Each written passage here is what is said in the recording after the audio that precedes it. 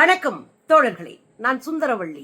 வட இந்தியாவில் ஸ்டாலினுக்காக திரண்ட லட்சக்கணக்கான வட இந்திய மக்கள் கேரளாவில் சாதாரண மக்களிடம் நேரடியாக எடுத்த கருத்து கணிப்புல அந்த மக்களும் பெரும்பான்மையாக ஸ்டாலின் தான் வெல்வார் என்று சொல்லியிருக்கிறார்கள். என்ன நடக்குது தோழர்களே? 2026 சட்டமன்ற தேர்தல் பயங்கர வேகமா போயிட்டு இருக்கு. கடுமையான பிரச்சாரத்திலே மக்கள் ஈடுபட்டு இருக்கிறாங்க, தலைவர்கள் ஈடுபட்டு இருக்கிறாங்க. திருவிழா கோலத்துல தமிழ்நாடு இருக்கிறது. இந்த சூழ்நிலையில தான் ஒரு வீடியோ வைரல் ஆயிட்டு இருக்கு. அது என்ன வீடியோ?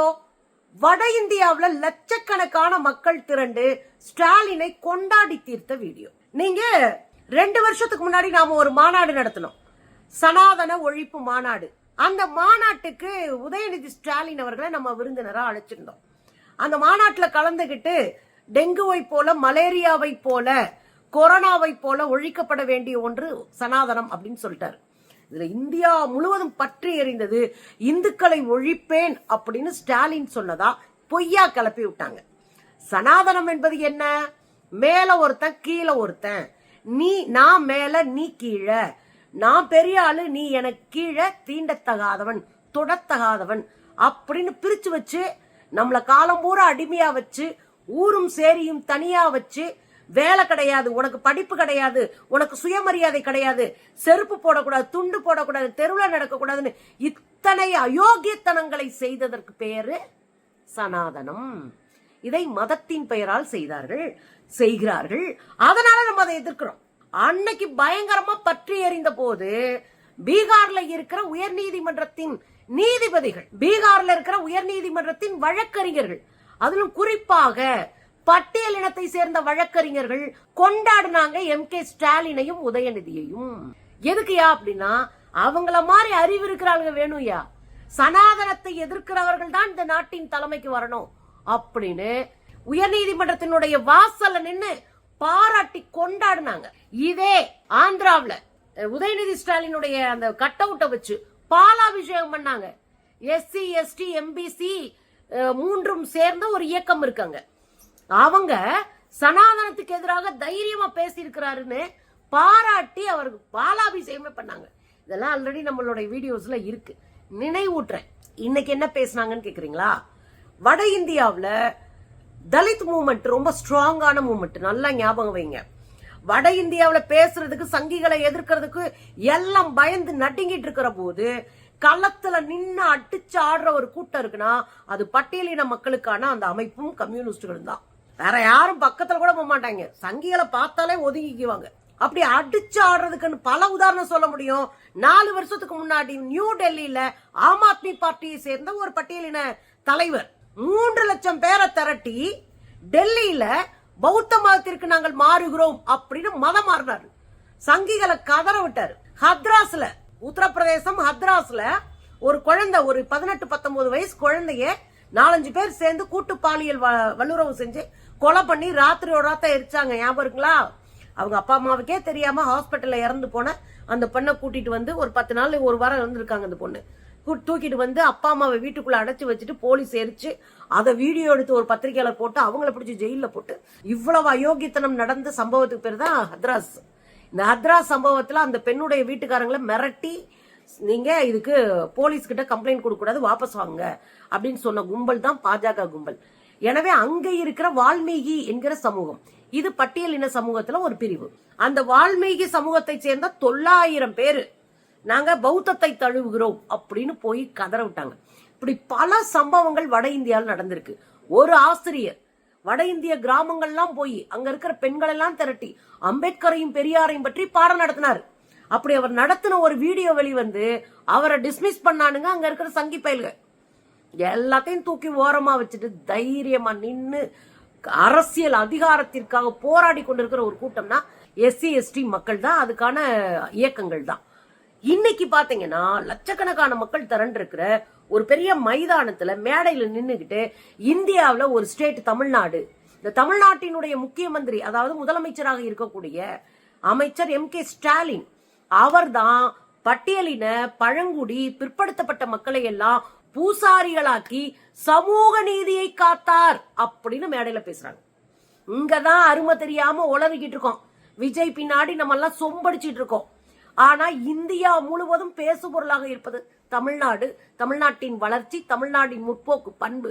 இங்க இருக்கிற தவளைகளுக்கு தெரியல, ஆனா வெளியில இருக்கிற பறவைகளுக்கு தெரியுது, வண்டுகளுக்கு தெரியுது தமிழ்நாடு பூத்து குலுங்கும் ஒரு மாநிலம்னு.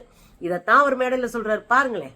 देश के अंदर एक मुख्यमंत्री है तमिलनाडु का एमके स्टालिन, उसने धार्मिक न्याय किया, एसटी एससी ओबीसी लोगों को पुजारी बनाकर मंदिर में बिठाया, लेकिन उनके खिलाफ, हमारे अधिकारों के खिलाफ அவர் மட்டும் தான் பேசுறாரா?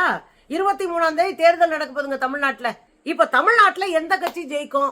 முக்கியமான கட்சி டிஎம்கே, ஏடிஎம்கே, புதுசா வந்த நடிகர் கட்சி டிவிகே, எதுங்க ஜெயிக்கும் அப்படின்னு ஒரு யூடியூபர், அங்க இருக்கிற ஒரு சமூக செயல்பாட்டாளர் கேட்டே வராரு மக்களை பிரிச்சு பிடிச்சு.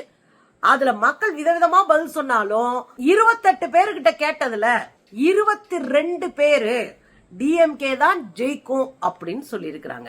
அதுல அவங்க விதவிதமா சொன்னாங்க, மாற்றமே இல்லங்க, டிஎம்கே தான் ஜெயிக்கும். அது உங்களுக்கு மலையாளம் ஈஸியா புரியும், நீங்களே கேட்டுப்பீங்க. மாற்றமே இல்ல, டிஎம்கே தான் ஜெயிக்கும். இன்னொருத்தர் சொல்றாரு, எங்க கூட்டணி தாங்க ஜெயிக்கும். ஒன்னா அவர் காங்கிரஸா இருக்கலாம், அல்லது இடதுசாரி கம்யூனிஸ்டா இருக்கலாம், ஏன்னா இங்க எல்லாரும் ஒன்னா இருக்கிறாங்க. சோ அவர் சொல்றாரு எங்க கூட்டணி தான் ஜெயிக்கும். இன்னொருத்தர் சொல்றாரு காங்கிரஸ் திமுக கூட்டணி தான் ஜெயிக்கும். இன்னொருத்தர் சொல்றாரு இன்ஷா அல்லாஹ் எம்கே ஸ்டாலின் செய்ப்பாரு அப்படின்றாரு. அப்ப ஒரு விஷயம் புரியுது, பக்கத்து மாநிலத்தில் இருக்கிறவங்க தமிழ்நாட்டினுடைய அரசியலை உற்று நோக்குகிறார்கள். இதன் வளர்ச்சியை, இங்க நம்ம ஸ்ட்ரகிள் பண்றத, பாஜகவை எதிர்க்கிறத அந்த மக்கள் பார்த்துட்டே இருக்கிறாங்க. அதனால அந்த மக்கள் யார் ஜெயிச்சா நல்லா இருக்கும்னு புரிஞ்சுக்கிட்டு, செய்திகளை பார்த்து தெரிஞ்சுக்கிட்டு அவங்க ஒரு பதில் சொல்றாங்க. அதுதான் இந்த பதில். ഹലോ സുഹൃത്തുക്കളെ, അപ്പോൾ നമ്മളെ തമിഴ്നാട്ടിൽ, ഞങ്ങൾ തമിഴ്നാട്ടുകാരാണ് കേട്ടോ. അപ്പോൾ ഇവിടെ 23ആം തീയതി ഇലക്ഷൻ വരികയാണ്. ഇവിടെ മെയിൻ പാർട്ടികൾ പറഞ്ഞു കഴിഞ്ഞാൽ ADMK, DMK, ഇപ്പോൾ പുതിയതായിട്ടൊരു പാർട്ടി വന്നിക്കണേ TVK. അപ്പോൾ നമ്മളെ നാട്ടിലത്തെ ആളുകൾക്ക് ചോദിച്ചു നോക്കട്ടോ, ആര് വരുന്ന് ഈ ഇലക്ഷനിൽ ആരാ ഇവിടെ ജയിക്കുക? DMK. ഈ ഇലക്ഷനിൽ ആരാ ജയിക്കുക? DMK. കേരളത്തിൽ പിണറായി ജയിക്കും. കേരളത്തിൽ പിണറായി, ഇവിടെ DMK. ഈ ഇലക്ഷനിൽ ആരാ ജയിക്കുക? ഈ ഇലക്ഷനിൽ എന്റെ അഭിപ്രായത്തില് ADMK ജയിക്കും. ഇവിടെ ADMK. ഈ ഇലക്ഷനിൽ ആരാ ജയിക്കുക? ഉദയസൂര്യനല്ലേ? DMK. ഇവിടെ രണ്ടാൾക്കാർ നിൽക്കുന്നുണ്ട്, ഓരോരുത്തർ കൂടി ചോദിച്ചു നോക്കാം ആരെന്ന്. പാപ്പിട്ടിയെ, ഈ ഇലക്ഷനിൽ ആര് ജയിക്കും? വിജയ്. ഞങ്ങൾ വിജയ്. ഈ ഇലക്ഷനിൽ ആരാ വരിക? DMK. എന്തായാലും മാറ്റം, ഒരു മാറ്റമില്ല, ഉറപ്പിച്ചോ DMK. അപ്പൊ 3 കാക്കമാർ ഇവിടെ നിൽക്കണ്ടേ. കുഞ്ഞി നോക്കാം, ഈ ഇലക്ഷനിൽ ആരാ ഇവിടെ ജയിക്കുക? ഇവിടെ ഞങ്ങളെ കൂട്ടണി DMK ജയിക്കും. DMK. ആര് ജയിക്കും? DMK. ഈ ഇലക്ഷനിൽ ആരാ ജയിക്കുക? ADMK ജയിക്കും. ഈ ഇലക്ഷനിൽ ആരാ ജയിക്കുക? അത് DMK. ഈ ഇലക്ഷനിൽ ആര് ജയിക്കും? TVK ജയിക്കും. വിജയനായിരിക്കും മുഖ്യമന്ത്രി. വിജയോ? അതെ. ഈ ഇലക്ഷനിൽ ആര് ജയിക്കും? ഈ ഇലക്ഷനിൽ ADMK ജയിക്കും. ഈ ഇലക്ഷനിൽ ആരാ ജയിക്കുക? DMK സ്റ്റാലിൻ. DMK. ഈ ഇലക്ഷനിൽ ഇവിടെ ആരാ ജയിക്കുക? DMK. ഈ ഇലക്ഷനിൽ ആരാ ജയിക്കുക? DMK ജയിക്കും. ആര് ജയിക്കും? DMK. ഈ ഇലക്ഷനിൽ ആരാ ജയിക്കുക? ഇലക്ഷനിൽ നമ്മളെ പാർട്ടി, നമ്മള് DMKന്റെ ആളാണ്. അപ്പൊ DMK. ഇൻഷാല്ലാ. ലൈസ DMK. ഈ ഇലക്ഷനിൽ ആര് ജയിക്കും? DMK. ഈ ഇലക്ഷനിൽ ആര് ജയിക്കും? ADMK ജയിക്കും. ADMK. DMK കോൺഗ്രസ് സഖ്യം ജയിക്കും. കോൺഗ്രസ് DMK ജയിക്കും. അപ്പൊ നമ്മുടെ നാട്ടിൽ ഒരു കൊച്ചു ചായക്കട, ആ ചായക്കടക്കാരനത്ത് ചോദിച്ചു നോക്കാം, ഈ ഇലക്ഷനിൽ ആര് ജയിക്കും? DMK. ഈ ഇലക്ഷനിൽ ആരാ ജയിക്കുക? DMK ജയിക്കും. DMK. DMK.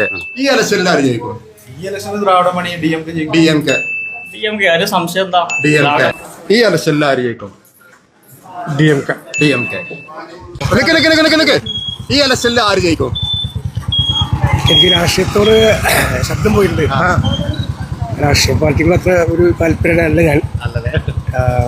എന്നാൽ നമ്മുടെ നാട്ടിൽ ഒരുപാട് ഭൂമി പ്രശ്നങ്ങൾ, വന്യമൃഗ പ്രശ്നങ്ങളൊക്കെ ഒരുപാടുണ്ട്. അത് കണ്ടറിഞ്ഞ് ചെയ്യേണ്ടത് തന്നെയാണ്. പക്ഷെ അതിന് മാറ്റം നമുക്ക് തോന്നുന്നില്ല. എന്നിരുന്നാലും അതിന് സ്പെഷ്യലായിട്ട് എല്ലാവരും നോട്ടയ്ക്ക് കൂട്ടിയെന്നാണ് എൻ്റെ അഭിപ്രായം.